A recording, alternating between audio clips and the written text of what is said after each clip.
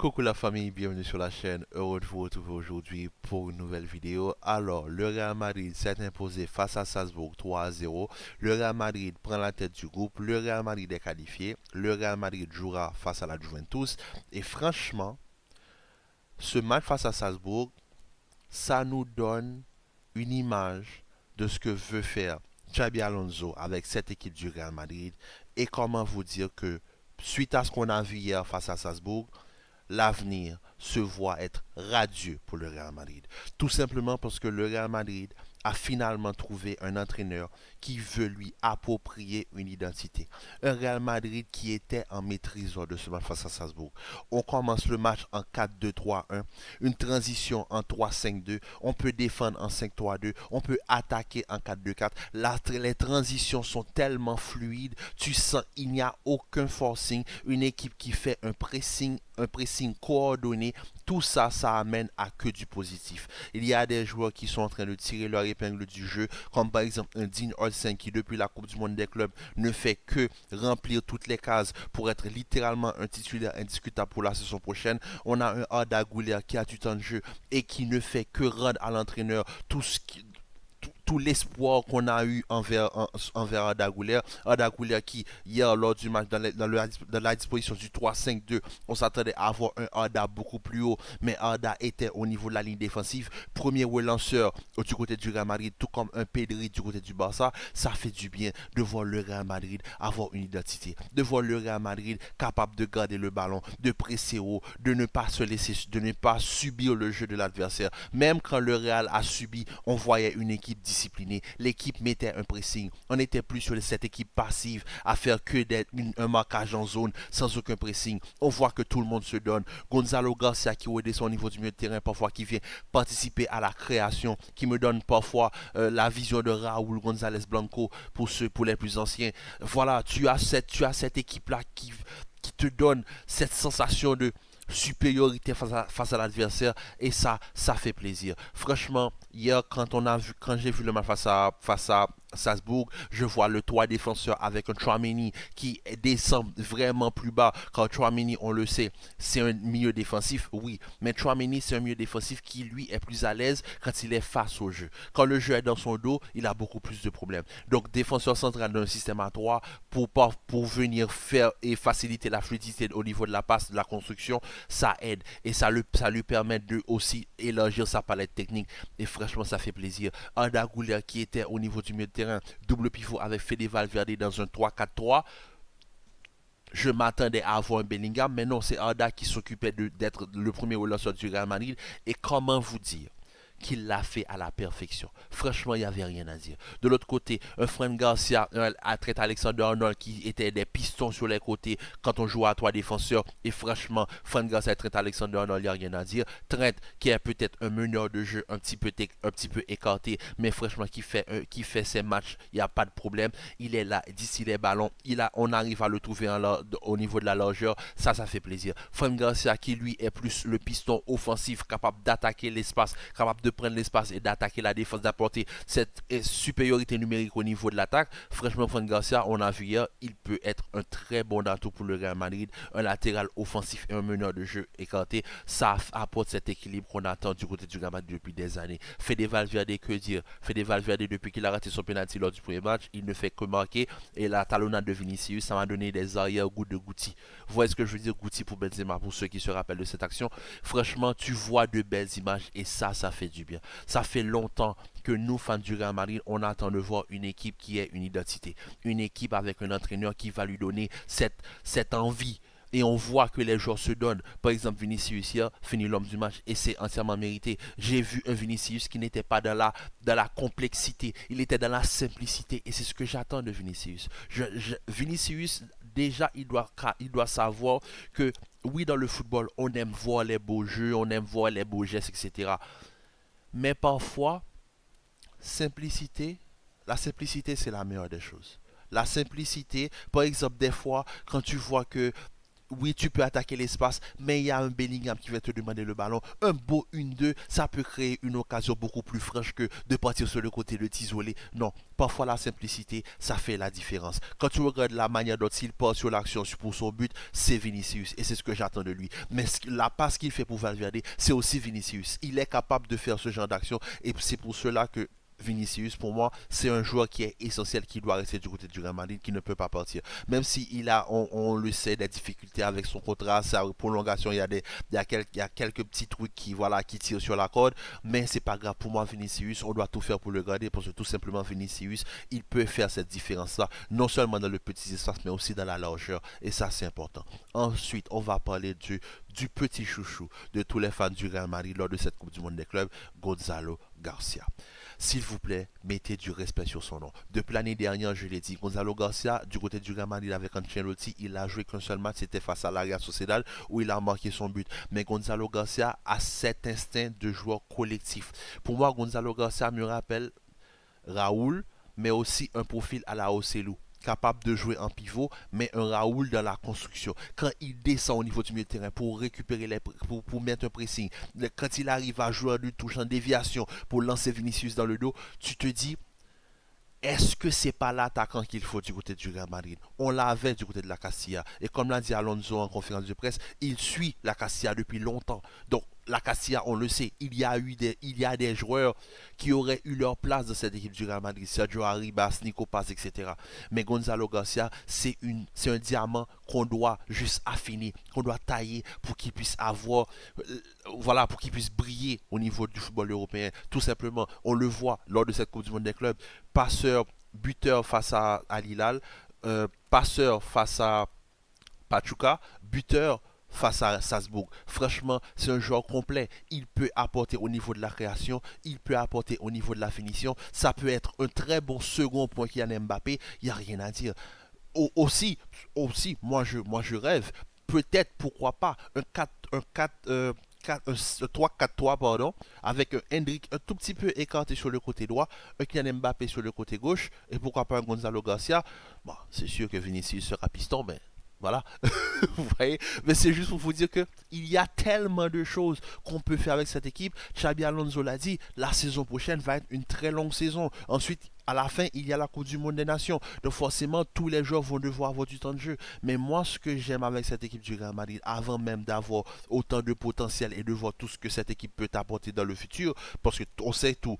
Parce qu'il faut se rappeler que on joue sans Militao, Rudiger à 50% de ses capacités. Asensio n'est pas encore il était suspendu. On n'a pas le retour de Kamavinga. On n'a pas encore le retour de Kylian Mbappé. Ça va faire mal quand toute cette équipe sera en forme. On sait que Hendrick et Militao vont rejoindre le groupe pour la huitième de finale. Mbappé devrait potentiellement jouer la huitième de finale face à la Juventus. Tu te dis, mais tu ne peux qu'avoir des étoiles dans les yeux, tout simplement parce que cette équipe-là a finalement compris que le football, c'est pas de subir, c'est pas d'être l'antagoniste ultime du football. On peut être la grande équipe qu'on pense être tout simplement en imposant notre jeu face à l'adversaire. On l'a fait face à Pachuca. On a subi. Oui, c'est vrai qu'on a subi. On a subi. On a quand même encaissé 22 tirs. On a eu droit à un très grand tir courtois. Mais comme Xabi Alonso l'a dit, parfois dans les matchs, on va subir, mais il faut savoir subir le match. C'est-à-dire, il faut savoir être de la capacité de souffrir, mais de ne pas être en danger. Tu peux encaisser des tirs, mais si tu défends bien, il y aura des petits défauts. Et ça va apporter des déviations, ce genre de choses. Donc tu vas pouvoir survivre, pardon. Et hier, quand tu es à 11 contre 11, on voit une maîtrise, une équipe qui est dans le pressing, les transitions de 3-5-2 à 4-2-3-1, en 5-3-2, c'était tellement fluide, tu ne ressens même pas qu'il y a un déséquilibre lors des transitions. Et ça, c'est important. C'est très important.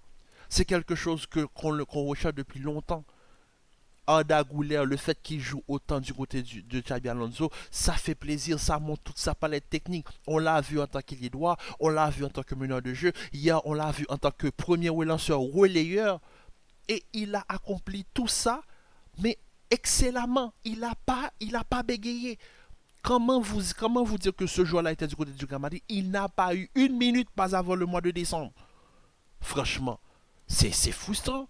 tout ce que pouvait apporter Arda Güler pendant la saison, on l'a laissé passer. Mais bon, la saison est passée, là, on pense au futur. Mais c'est juste pour vous dire, un Fede Valverde qui est utilisé pas même à 100% de ses capacités, mais un Fede Valverde est capable de se projeter, capable d'être pas forcément un milieu défensif, mais un milieu relayeur, box to box, qui s'occupe de faire le lien entre l'attaque et la défense. C'est parfait pour lui. Avec un Arda à ses côtés qui est le premier relanceur, un Bellingham qui beaucoup plus haut s'occupe d'être le meneur de jeu derrière les attaquants, un Gonzalo Garcia qui lui est un attaquant, un pivot, ce qu'on appelle un target forward, celui qui peut être l'attaquant complexe, c'est-à-dire un pivot, mais en même temps un attaquant capable de prendre la profondeur, capable de dézoner un faux neuf. Il est complet, Gonzalo Garcia. Et c'est ça qui amène cette complémentarité avec un Vinicius qui lui est plus un attaquant de demi-espace et qui aime avoir de l'espace pour exploiter sa vélocité, pardon.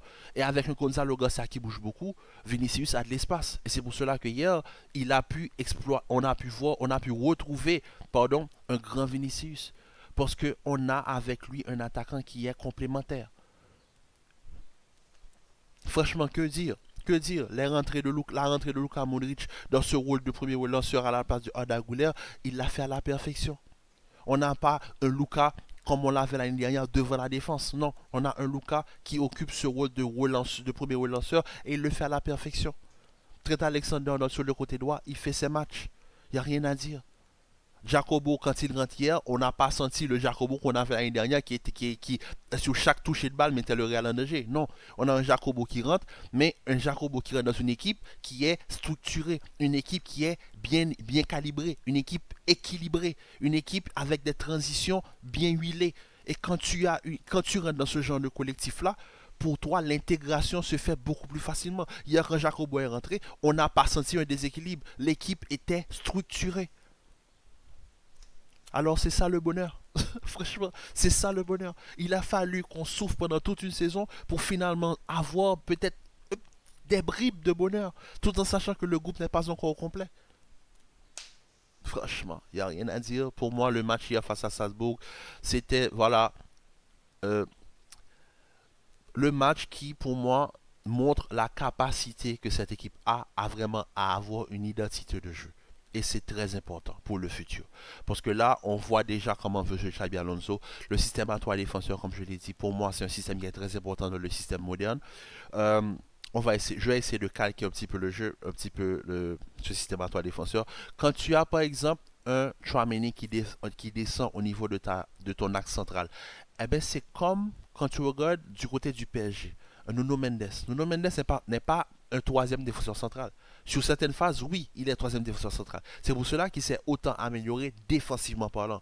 Mais quand le PSG est vraiment en phase offensive, Nuno Mendes, il a de l'espace, il peut attaquer de l'espace. Et c'est exactement ce que veut faire Xabi Alonso avec Tchouaméni. Un Tchouaméni qui est un troisième défenseur central, sur certaines phases de jeu, quand il va rentrer au niveau du milieu de terrain, on va rapidement avoir le 4-2-3-1 avec un double pivot Valverde, Tchouaméni. Il n'y aura pas ce déséquilibre parce que tout simplement les deux défenseurs centraux qui étaient un petit peu écartés vont juste se rapprocher, les latéraux vont redescendre, Tchouaméni va passer au niveau du milieu de terrain et tu as ce 4-2-3-1 fluide sans trop de sans même, ils vont pas se perdre sur le terrain. Ils vont savoir comment se placer. Tout simplement parce que c'est une équipe qui travaille à l'entraînement.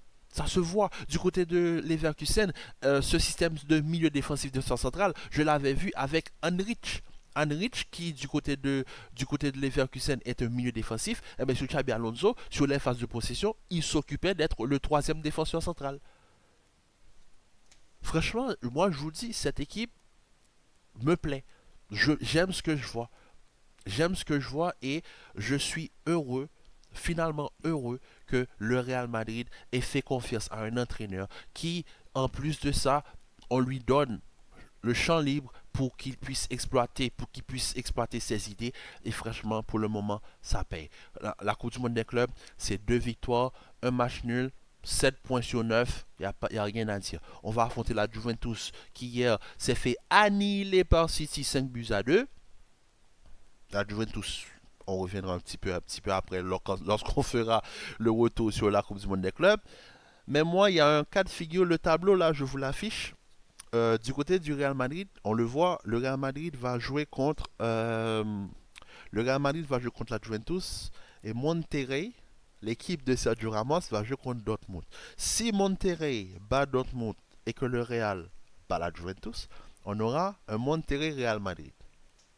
Sergio Ramos face au Real Madrid en semi-finale de Coupe du Monde des clubs, en quart de finale pardon, de Coupe du Monde des clubs,